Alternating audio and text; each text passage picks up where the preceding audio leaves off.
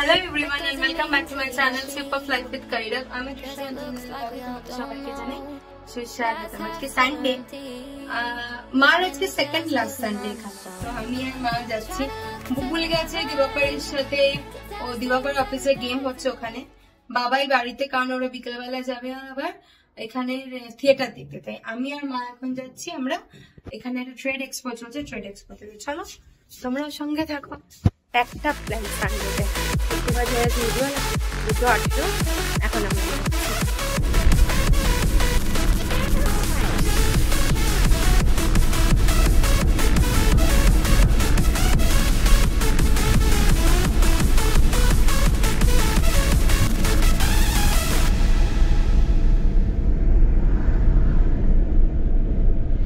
চলে এসেছিলাম লিও এক্সপোতে।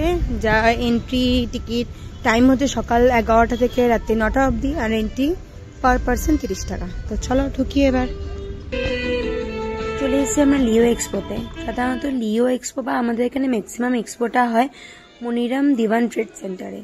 মনিরাম দিওয়ান ট্রেড সেন্টারে 3টে হল আছে। তো ঢুকেই হল নাম্বার 1, তারপর হল নাম্বার 2, হল নাম্বার 3। এখন যেটা আমি ঘুরে দেখালাম এটা হচ্ছে হল নাম্বার 1। হল নাম্বার 1-এ ঢুকেই ছিল কিছু জুয়েলারির দোকান, তারপরে কিছু জামা কাপড়ের দোকান। তো আমরা ফার্স্টেই গেছিলাম একটা জামা কাপড়ের দোকানে, শলের দোকানে, যেখানে ঠিকঠাক শলগুলো লাগলো আমার। তারপরে এখানে ছিল কিছু কাটা ক্লিপের দোকান। সেরকম কিছুই আমাদের কেনার ছিল না, গেছিলাম একটু সুন্দর করে দেখতে যে কিরকম কি কালেকশন আছে বা কিরকম দেখতে। তবে একটা জিনিস মানতে লাগবে, এবার কিন্তু কেনার কালেকশন প্রচুর ছিল। সালভার থেকে জুয়েলারি থেকে অনেক কিছু বসেছিল। আর এই যে জুতি, আমার যেন জুতির উপরে রিসেন্টলি একটুখানি ভালোবাসা বেশি বেড়ে গেছে। যেখানেই জুতি দেখছি সেখানেই দাঁড়িয়ে পড়ছি। আর ঘর সাজানো জিনিসের কথা আমাকে বলতেই লাগবে না। কর্নারেই ঘর সাজানো জিনিসের দোকানটা ছিল, যেখানে প্রাইস ছিল তোমার অলমোস্ট 1000 থেকে 8000 অব্দি। এই বড় বড় বাসগুলো তো বুঝতেই পারছিল দাম বেশি আছেই, তবে এর কালেকশনও মোটামুটি বেশ ভালোই। পাশে ছিল একটা গিফট শপের দোকান, আর এদিকে ছিল একটা খেজুরের দোকান, মানে কাশ্মীরির দোকান। এই লোকটা সেটা খুব ভালো ছিল, খুব ভালোভাবে কর্পোরেট করছিল। আর অনেক রকমের দোকান, এই যে এখানে আবার মেখলা চাদরের দোকান, এখানে কুশন কভারও আছে, অ্যাসামিজ, বোরো, অনেক ধরনের কাপড়ের দোকান দেখেছি। আর এটা হচ্ছে আমার সবার থেকে ফেভারিট একটা দোকান। এখানে না রান্না করে অনেক রকম জিনিসপত্র পাওয়া যায়। আর এই দোকানটা, ওরে বাবার বাবা, এখন বুবুল বড় হয়ে গেছে বলে, না হলে আগে কোনো খেলার দোকানের সামনে থেকে যাওয়া যেত না। এই হল 1 থেকে হল 2-র কানেক্টরে বাদিকে ছিল অ্যাসামিজ, জলপানি সমস্ত দোকান, আর ডান দিকে আছে পশরা সাজিয়ে তোমার কার্পেটের দোকান। কার্পেটের দোকানের রেঞ্জ ছিল 800 থেকে 1500 অব্দি।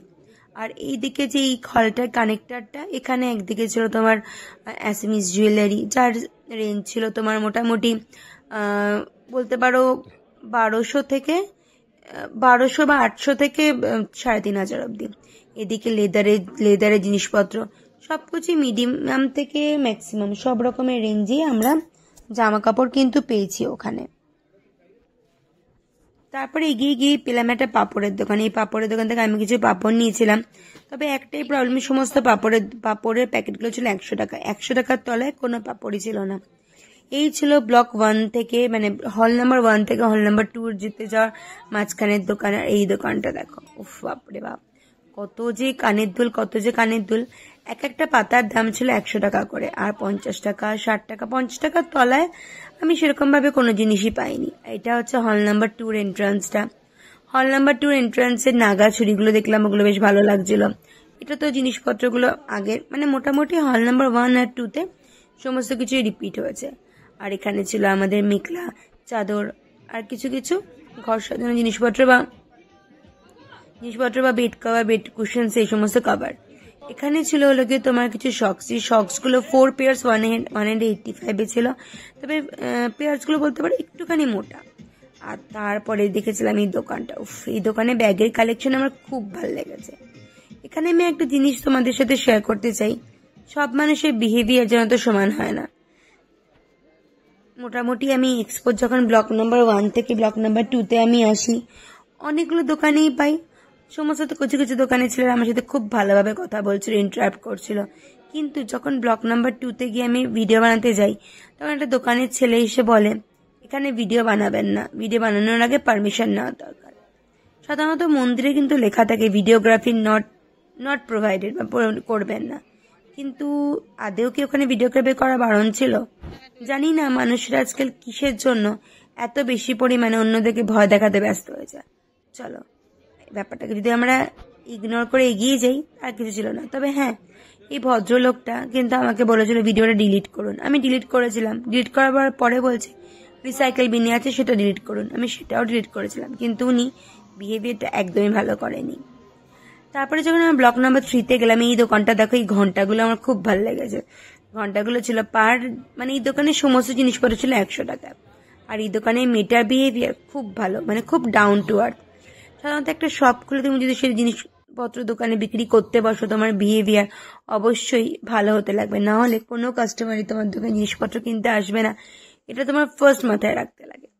মোটামুটি হল নাম্বার 1, 2, 3 সবকিছুতেই জিনিসপত্রগুলো ঘুরিয়ে ফিরে আমরা পেয়েছি। আর এই দোকানে এই মেয়ে দুটো, এদের বিহেভিয়ার খুব ভালো ছিল। খুব সুন্দর সুন্দর সস্তায় শাক কিনতে পাওয়া যাচ্ছিল। আর এই দেখো, উফ, ঘর সাজানোর দোকান দেখলেই আমি দাঁড়িয়ে পড়ি।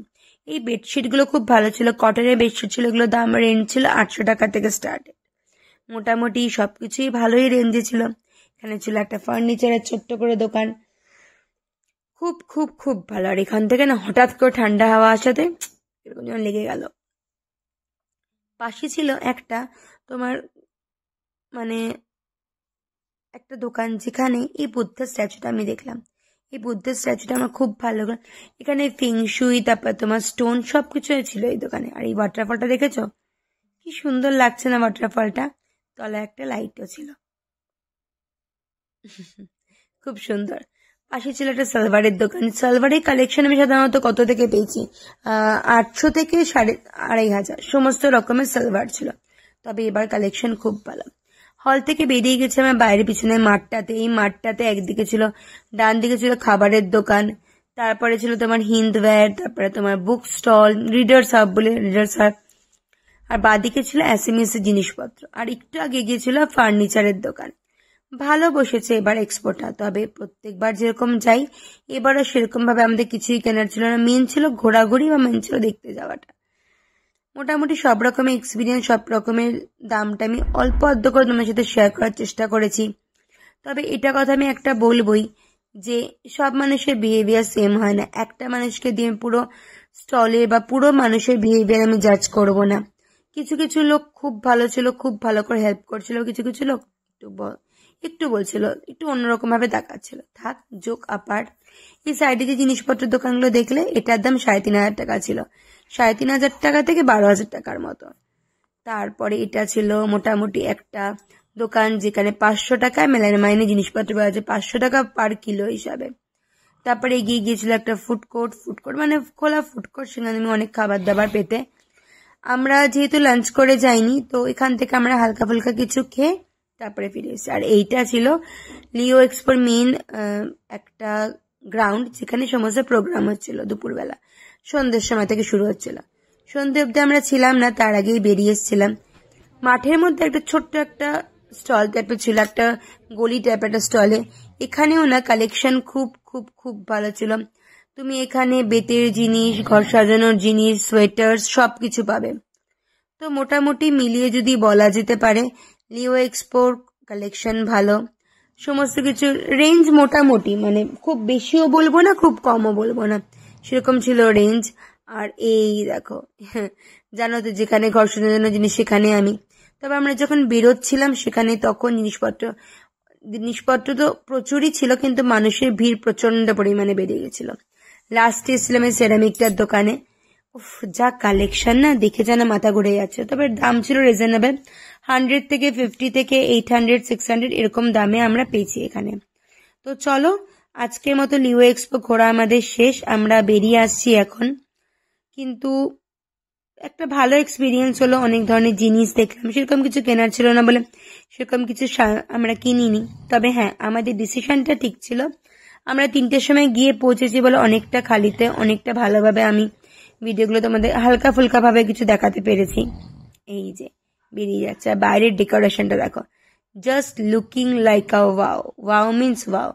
খুব সুন্দর লাগছিল জিরে জিরে লাইটগুলো। এই জিরে লাইটের তলা দিয়ে যখন হেঁটে যাচ্ছিলাম না, নিজেকে একটা মনে হচ্ছিল বেশ পরীদের মতো। তো চলো আজকে ভিডিওটা আমি এখানেই শেষ করার চেষ্টা করছি। প্লিজ যদি ভিডিওটাকে ভালো লেগে থাকে একটা লাইক, শেয়ার এন্ড সাবস্ক্রাইব করে দিও। আর তোমাদের ওখানে কোথায় কিভাবে এক্সপো হচ্ছে অবশ্যই আমার সাথে শেয়ার করো। আমাদের এখানে এক্সপোটা কাল পরশুর মধ্যে শেষ হয়ে যাবে, আবার আরেকটা জায়গায় শুরু হবে। তোমাদের সাথে আবার তার এক্সপিরিয়েন্সও শেয়ার করব।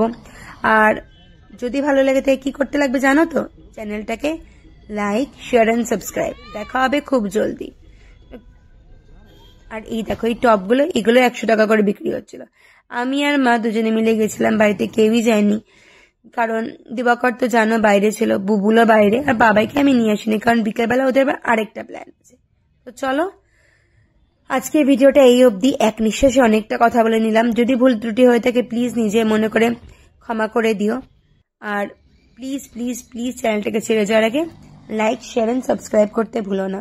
তো চলো আমাদের গুয়াহাটি লিও এক্সপো 2023 এখানেই শেষ হলো। 18 ডিসেম্বর শেষ হয়ে যাবে, মানে কালকে। ততক্ষণে তোমার এই ভিডিওটা পেয়ে যাবে।